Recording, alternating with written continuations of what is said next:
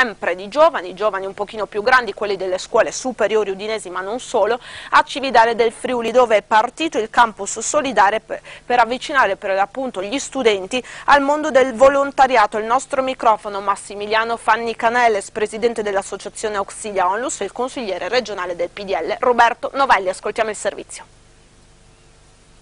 Giovani e volontariato, coinvolgerli per far sì che non vengano etichettati sempre come passivi è comunque molto importante in un periodo come questo in cui spesso sono smarriti. Dicevo all'inizio nella presentazione di questa attività, l'importanza del volontariato è legata al fatto che le associazioni si riuniscono per fare in modo di coprire dei buchi che le istituzioni e la politica non riescono a coprire per motivi di vario tipo, anche economici, anche di difficoltà, soprattutto nicchie piccole come le malattie rare, come alcuni aspetti della disabilità, e quindi in Italia soprattutto, in maniera molto più predominante che negli altri paesi,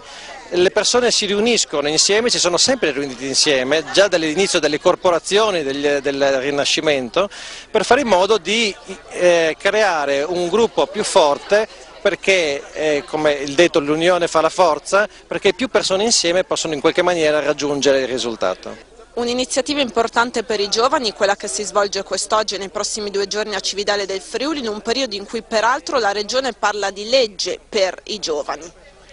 Certo, questa iniziativa nell'anno europeo del volontariato, che peraltro si svolge su tutto il territorio nazionale, per Cividale è molto importante, anche perché Cividale da diversi anni ormai cerca di sviluppare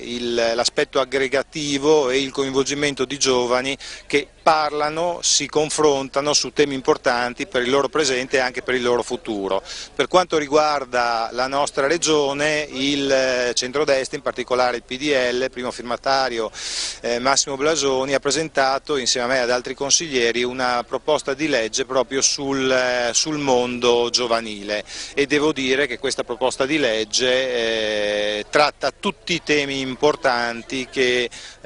derivano un po' dai bisogni del mondo giovanile, dalla casa al lavoro, all'imprenditoria, ma anche all'aggregazione, al sociale, e visto che stiamo parlando appunto di solidarietà, tratta anche la solidarietà, che è uno dei principi fondamentali per una crescita giusta e corretta.